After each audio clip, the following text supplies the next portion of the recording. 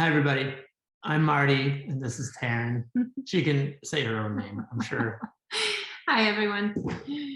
I'm Taryn. Yeah, we have a little boutique group we call Quartier Collective, and for the last 4 years, we've been running these events where we bring small groups of families together in unique places around the world and help them just dive into a really in-depth, connected way to experience traveling as a family. Totally unique. There are more things happening a little bit like this now. We're seeing more offerings, which is awesome. When we began 4 years ago, there was nothing in the world like this, and there's still our particular angle is really about getting connected to communities. So it's about the people in places, and it's about finding ways to go a little deeper. So that's us. We came from Seattle, and as of 2 days ago, we've been on the road for 4 years, traveling full time. 4 years. Can I just jump in there? 4 years. Can you tell whoever's listening, whether it's families, whether it's a parent or both parents, can you tell them what happened 4 years ago when you were in Seattle? And was it all of a sudden you were like, oh my goodness, we've got to get on the road with our 3 children, right? Tell us how old your children were and like what precipitated this kind of jump? Yeah, I mean, it was definitely a few years in the making. So it wasn't just, hey, let's go, we should go travel, and we were off. No, it was probably 2 or 3 years of us laying on our apartment floor, and then the floor of our boat, and then the floor of our farmhouse. Like, we changed houses about, I think, 3 times. We lived on a boat in between the 2 houses. But we were daydreaming about traveling more. We both loved travel so much prior to kids. That got more challenging. Also, Marty was working at a job that didn't allow us much travel. And so we started daydreaming about ways that we could get on the road with the kids. At the time, Vigo, well, probably when that started, it started before he was even born. These conversations, I would say, started really in like 2014, somewhere around there. Vigo was born, our youngest Vigo was born in 2016. And then when we took off, it was 2018. So really it was just like, how can we find a way to have more time together? How can we live with a bit more freedom? I work. What is it that we want the kids to experience? Like, what do we want these next years to look like? And it wasn't just about traveling, but really about connecting with other families and other people in the places that we were going also. We'd never been, we'd always traveled, the 2 of us as individuals, and a lot together too before kids. And we never liked the idea that you are one thing before you have kids. And then when you have kids, you no longer have those values or those passions or those interests. And all of a sudden, all you care about is like, I don't know, remodeling the kitchen or making sure they have like the next thing and we felt like these are still big pieces of us, this need to see other things and be inspired by the bigness of the world. And we know that's there for us, and we can't just say no to it. At the same time, we have 3 kids now, but what a great thing to show them is our passion in action, instead of just like having a dream that we punt on and punt on and punt on. Oh, when we get this sorted, we'll get there. When we get this paid off, we'll get there. All those things, which are real things. But we just felt like, you know, what we want to show our kids is that there's a dream, and we went out and damn it, we chased it, you know, like we really went for it. Can I ask you something? Yeah. Because Charlie and I connected with you guys in 2018 because we too had been lying in our bed on our floor for years thinking, okay, is this it? Is this the path of just working to get stuff, to remodel, to just be a grown-up and not live in your passion, not adventure, not see the world? So we loved finding you guys and also finding other people who were thinking the same way. When other families ask us how we did this, and I bet they ask you, is a risk. So you're lying on your floor and you're thinking, we got to keep adventuring. We want to share this kind of life and connection with our children. That's also a risk. And I think that's why many people lie on the floor and don't do anything. They dream about it, they vision it, and they don't, because they're scared of what happens if. So I'm curious how you guys handled that risk. Yeah, I mean, it's a good question. I think at a certain point, because we had been talking about it for so long, what started to feel really scary was, what if we don't?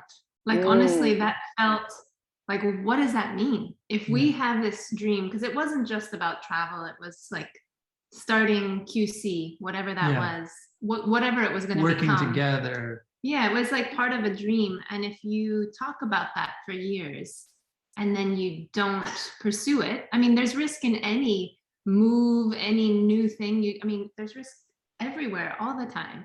But if you start dreaming up something and it really, like, we had breathed some life into this thing, like we had really gone a ways down the road, and then you don't do that, like, what does that look like? That feels really scary to me. At a certain point, it was just like a very obvious moment.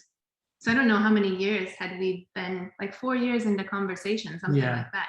We were just like, it is now or never. Like we're doing it now, or we're just forgetting about it, and we're going to sink further into our life here and just stop talking about it.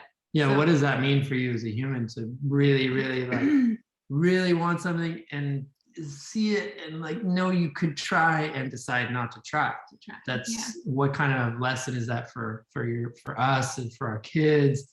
I mean, there are lots of good reasons not to try. There are lots of good reasons to stay at home, to stay in whatever, not at home, to stay in whatever is keeping you stuck and maybe safe, but also a job or whatever. Safe. And, I think you just nailed it. I think safety is the familiar, and I totally relate. I know if Charlie was sitting here with us, he would relate as well. It got to the point where we were like, what will this do to us as individuals or as a family unit if we don't take this risk? And also, if we take this risk and even we fail and we make mistakes, what does that show our kids? That we're brave and that we're willing to do it. And I know seeing you guys with your kids are clearly taking those lessons on. A little freeze action. I would love to hear, now that you took this risk and you jumped into it, what did it look like for the first bit? Like, what does living on the road with your kids, or living unconventionally, diving into adventure, what does that look like for people who have no idea?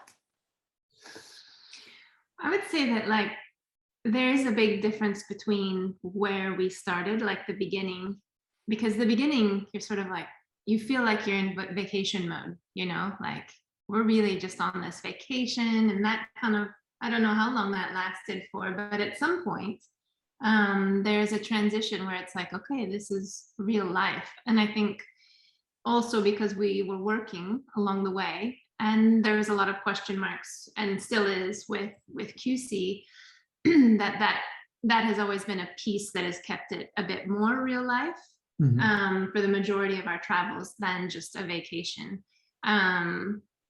But I would say that is one distinction from like this beginning, because the beginning, it's just like, wow, we have a one-way ticket. We sold all of our stuff, or nearly all of our stuff. We have like 10 boxes at Marty's brother's house. We have no car, no house. So definitely like this feeling of lightness and freedom, and like anything is possible, but also scared. Like there was a fair bit of like, oh my gosh, what is going on here? We don't, what if it doesn't work and we want to like go back home? Like what, home where, to what? And you're on the same page though, the two of you, because that sometimes can be a bit tricky, is when one person feels comfortable in that risk and the other is like, I don't know, I feel like this is too much of a risk. Have you encountered that, or are you guys usually on the same page? That's a good question. Yeah, I mean, I would say that for sure there are moments where we're not aligned in everything, or in like, there's not always clarity on both sides about what the next step is. But in terms of like, are we going to leave, and do we want to do this? Is this the right thing? I think we've been on the right, like the same page with that for a long time. I think over the course of 4 years, I mean, it's so much time, right? Like, for sure, there are moments in there where one of us has gone, all right, like, what's around the corner? What's the next step? Like, are the kids learning what they need to learn? And we definitely have had moments where we need to like reconnect on that, where it kind of sways one way and then sways the other. I mean, it's not a static thing, right? There's so many moving pieces. Do you find I feel like for us who are not on the road as much, or haven't been as much as you guys, but that non-static, or sometimes feeling totally sure and nailing your compass, and sometimes in the flux, is that we have really tricky but poignant and honest conversations in a way that if we're staying the course and on the path that we're expected to be on, we're not going to have. So for us, that's been another benefit of taking this risk, is like, it puts us in the zone of like the awkward conversations that bring up some beautiful ideas. Yeah, that's totally true. The other day I was thinking, like, if we had a totally normal life, what would we talk about? Because we're constantly like this energy of like, okay, figuring things out. Here's where we're going, and this is what we're doing, and this is the project we're working on, and this is where we are with the kids. And I'm sure that some of the stresses and challenges that we have are unique to our particular way of life, or unique to the experience of traveling full time. And some of them are the exact same thing, just in a different context. So like Matilda's 11 and gonna be 12 any minute. And she's getting there to that. I know you know this with Sophia's, like, that's a different world. And that is true no matter where you are, you know. The questions about like the kids, what they want, is often a reflection of what they see other people having that they don't have. So for our kids, they want a dog in a yard, and kids with dogs in yards, maybe want to travel and spend the summer in Greece and Ireland. And you know, you don't know. So sometimes you're just trading one set of challenges for another. But it's definitely like, there's no, I do remember feeling in Seattle that it was easy for stretches of time to go by and for you to wonder what happened to them. Like, where did they go? Oh, wow, geez, it's like a month later. Where did that month go? And you guys are alive. I even feel it from out here. I'm now in Canada. I feel your aliveness and your evolution. And really what I wanted to, now that we've set the stage for your bravery and, you know, doing things differently, is what are you building now? What is it that you guys are focused on as a family, but also as your work? Because I'd love to share that with people curious about making a jump. Yeah. It's been a really awesome progression, actually, because 2018 we hosted our first family gathering in Morocco, where we got a handful of families to come join us on this about a week long exploration, 10 days of eating, exploring, connecting, watching the kids connect and form little groups. And we started with that, and we've been maintaining that over the last few years, slowly through the pandemic. And I just I wanted you not to miss out that you guys don't just gather all the families together in a beautiful spot, but you curate it in like gorgeous spaces with chefs, sometimes with, you know, consultation of sommeliers, with experiences. Like, this is not just like slap together a group of families that like maybe something will happen. You guys curate and put so much love and attention into everything that you do. So I didn't want you to glaze over that part, which is so special.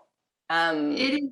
Thank you for saying that. It really is like done from our heart, like all of the details. We started, I guess we should start by saying that we're seeing all these really cool travel programs for millennials, for single people, but we didn't find anything that we feel like really spoke to us and our style of travel and connection. Mm-hmm.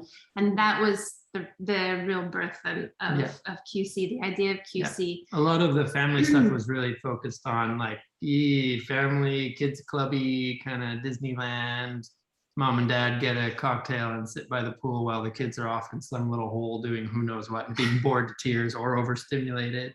And that was just like, we were like, well, there's gotta be something else in family travel. Like, where is the cool stuff? Like, travel is amazing. You know, the world is crazy. Like, let's dig in. And so when we started, we would go to places where we had deep connections, like places around the world, like Morocco, where we really have people there that are like family and experiences that are completely unique and a way to integrate. I mean, you go to Morocco with kids and it's like somebody just gave you a key to open every door in the whole place. The first time I went there, I was 26 by myself, white dude from Canada, go to Morocco, and everyone was like, yeah, welcome here, you know? And then you go back with kids and people are like, hey, you're a dad, you're my brother, welcome, you know? It's totally different. So when we do these trips, we're leaning in on like deep relationships that have been formed over now at this point years. Yeah, sorry. It's important. Yeah, no, but I think what is really cool and what ties it all together is that there's been a really natural progression in the gatherings and the style and the idea behind it. It's still all of the same ideas. It's still the same heart. It's us, it's our family there hosting, just learning alongside all of the families that join. But now we've really focused on a dedicated learning component for the kids to really try and stretch it out. So the last gathering that we did in Portugal was a month long, and the kids went to a learning program 4 days a week. And it's amazing for us too, because that's where we are right now. Our kids want to connect more with other families, especially the two older ones. Matilda wants to dig deeper on her learning. And so we're really exploring those connections in the places that we go, partnering with like local organizations, artists, who can we connect with on the ground that can really like sit with the kids and like spend some time digging deeper. And so it's just stretched out now. Doesn't mean we won't do the shorter ones, but it's really exciting to curate and explore this idea of a longer 1 month gathering. So would you say that you are, if somebody is hearing this for the first time, that this is even possible, and they have maybe a family vacation booked, this is like a deeper way to connect both as a family and then to the place that you land in for longer than you normally would, like a 2-week holiday. Your gatherings are going to be typically like a month long, or how long? We'll focus on 4-week pop-ups, and then we'll still do the week-long events because we know that for some people it's like it's holiday, they've got a week. And there are some places where that works really, really well. But there's something really special about going there and staying for a month and pushing it past that normal, like, well, I got to go home in 2 days or 5 days, or this like clock that's ticking. A month is enough time to really like sink in and take a breath and look around, and you see those questions that people are wrestling with. They have time for them, and they have the inspiration of the others around them who are like-minded in not every way at all, because they come from all over the world and they're all very different, but like-minded in some very key important ways. I'm curious to hear what kind of feedback people have given you when they've been in a gathering. You call them family gatherings. Like, what did people say after the Portugal trip? I can guess, but I would. Yeah, it was so cool because really we had people from all over the world. We had like avocado farmers from Australia, and we had filmmakers from Zurich. So it was like very different kinds of people, but they all shared this value set of like quality over quantity, of humility when you're traveling, of intentionality about the way they're raising their kids, and thoughtfulness. So those things were all consistent things. But what we found was so interesting was that even though all these families were so different, each one arrived with some kind of similar question that was burning in them about their life and how to bust it open a little bit. And specifically with learning for their kids and with mobility for them. They wanted to, I think a lot of people were stuck in one spot for 2 years, and they're busting out, you know, like they know there's this huge world, they want to like feel it. There was also a lot of stuff that came up around careers and where the parents were at in their careers, which is it's not a big surprise, but it was so cool to see how quickly that came up and how that became a reflection of what learning path their kids are on. Like, so, you know, that's so cool.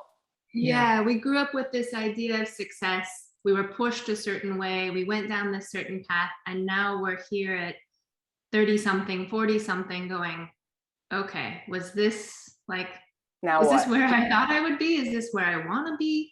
Like, what does success really look like? And I think that was amazing to see because it really organically happened. And within the first meetup or two of the parents, these conversations started happening. And I remember one of the moms asked, are you guys having these kinds of conversations regularly, like with your friends?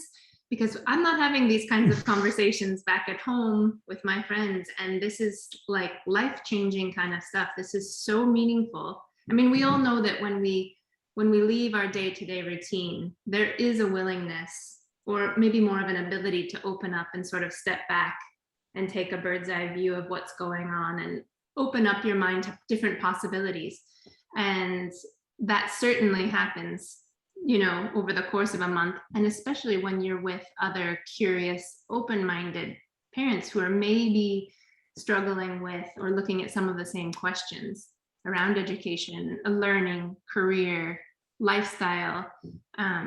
So that, I mean, that's just massive. Like, it's so cool massive to get that in a month or after a month. And I would say that you just nailed one of the reasons why it's so important to jump out of your normal echo chamber or your usual circles, is that we tend to have the same conversations, not because there's anything wrong with the friendships or connections we have, but it's our pattern. So by immersing themselves in your world that's all about intentional relationships and travel and asking questions, the family can't help but, as you say, Marty, bust open their life.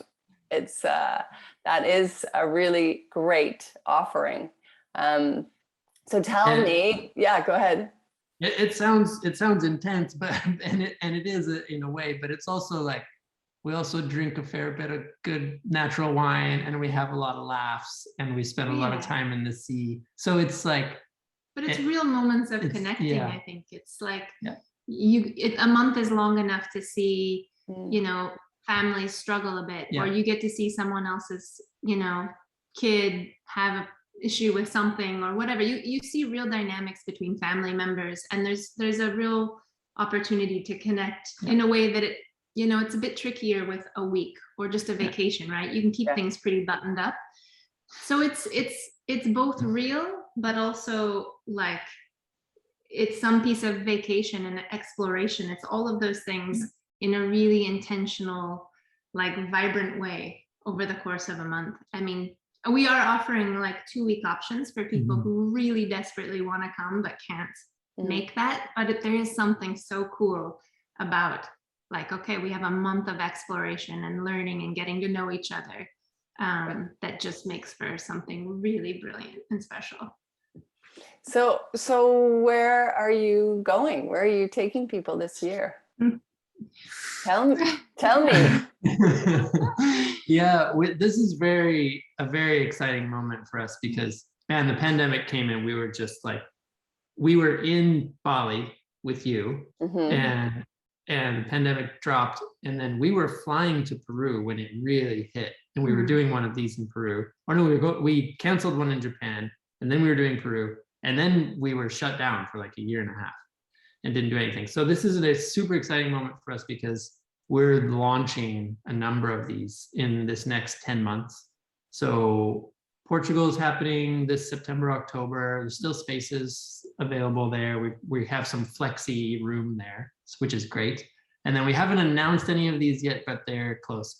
This next one will happen in the next few days, but Mexico is coming in October or in November to early December, and we'll be in part of the time on the coast in Nayarit on the Pacific coast, and then part of the time in Oaxaca, which is, yeah, so awesome. We're so excited. We're gonna be so like full. We're gonna eat. Then we're going back to Bali. We're gonna do one of these in Bali, and that'll be in February. And then Japan is this is a dream for us. We just like you guys, and for many others, I think Japan is going to be like really amazing. Yeah. Morocco, are you going to Morocco at all? We were just talking about that and when we can fit Morocco in, because I think it's really magical. And figuring out how to do a real deep dive there, like figuring out how to spread that over the course of a month. There's just so many opportunities there. And I think Morocco, just like Japan, there are some of these places that you really appreciate having company and some guidance, because without that, especially for first timers, I think it can be tricky for a number of reasons. And we also, I mean, the past couple of times we've tried to go back to Morocco, we've gotten stuck with pandemic COVID stuff. So we are very eager to get back. We also have a really unique opportunity that we're working on with someone in Siwa, Egypt. It's on an oasis. Wow. And it is like out of this world, incredible. It's so like you land in Cairo and you get in a van and drive through the desert, through the night for 10 hours to get to this oasis. And it's in the middle of the desert. But it's just filled with water. There's like 200 pools and springs, some of them big lake, some of them little springs, hot springs, cold springs. And it's this ancient place that's just like completely magical. And we know a crazy, super cool guy who's there, rebuilt this castle out of mud and mud bricks, and is just like, he's like, you gotta come here. We've been talking to him for years. And finally we had a call and just talked through what that could look like for a month of learning. And so we have really exciting things coming up. We're working super hard to like get them all lined up, get them out there. We're rebuilding a website. So it's a lot happening all at once, but yeah, I bet. It's gonna be a year. And how do people, I mean, I'm going to share all of your Instagram and your website. How are you sharing your plans? How are people finding out about your family gatherings?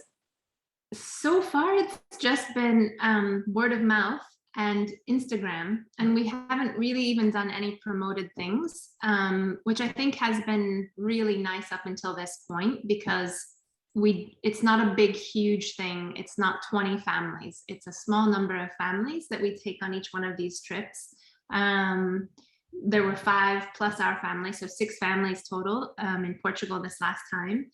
And I think we want to keep them like small and, intimate enough that where we really can connect with each other. It's not just some big, huge like field trip or follow the flag kind of moment. But we are excited to start, sharing with more people. That's always it's always a worry for us. We're like, what if we put this out there and, how are we going to get it to all the right people? Because, it's just a small pool that we have reached so far. Yeah, our Instagram is where we really have spent most of our time. And I know as a platform, I think we all have criticisms of it and the impact it has on people's feeling about their own lives and things like that. And all of that is so true. At the same time, for us, it's been like a connection to you. It's how we met you. It's how it's really like we don't have a huge following, but it's a bit, and they're all people we have relation with. Like this is an active community there for us. So it's a conversation, and it's yours is special. really a beautiful conversation, both in words and pictures, because Taryn is a fantastic, both for work and for other people's work and for your own photographer. I love your Instagram. My goal and my plan, because I love you guys and I love what you're doing, and I want more people who are lying on their beds and on their boats and on their floors dreaming to have some inspired action like you guys. So I'm going to pass this like a chain letter to more people. And if this chain letter lands in on somebody's screen, who are you looking for to help you? Like, what would be, as we round out just this first conversation, what are you looking for? If somebody hears it, obviously families who are interested in having more than a vacation and connect with each other in the world, but is there anyone else that you're hunting for? That's a great question. Yeah, this is really about like, when we first started traveling as a family, we really felt like we were trying to solve this question of how do we meet the needs of traveling families? And the best way is with another family who's like them in the place they're going, right? So we've built all of this by meeting people and saying, can you help us? So if you're hearing this and you're like, this should happen here where I am, we would love to hear that and meet you and come take a research trip and see what family life is like where you are. Because everywhere is unique. Everywhere has something to offer. And we love that. Yeah, I think we're always super eager to talk about collaborations and to explore that in new places. So anybody that is like doing something outside the box, whether it's learning, they've got some kind of a cool project. I mean, those are the kinds of people that we want to meet. And then, there's just some kind of motion that happens when you keep those conversations going and keep connecting with those people. So whether or not they're interested in coming on a gathering with us, I think it's about connecting with curious, open-minded people that are doing these great projects. And like you said, we do love for people to share this. So if you think of if you hear this and you're like, I know some people, I have some friends who would be interested in that, like, that's great. We love introductions, and we get really involved. We jump in people and doing calls and figuring out if this is a good fit for people. So we spend a bit of our time doing that. We're happy to do that. So let's connect some dots. You guys have so much heart, so much care, and I can't wait for more people to land in your world. Thank you for chatting, and have fun in Ireland, and let's do this again. Yes, for sure. Absolutely. All right, big love to Charlie, to the kids, and to B too. Thank you, Hopi. Speak soon.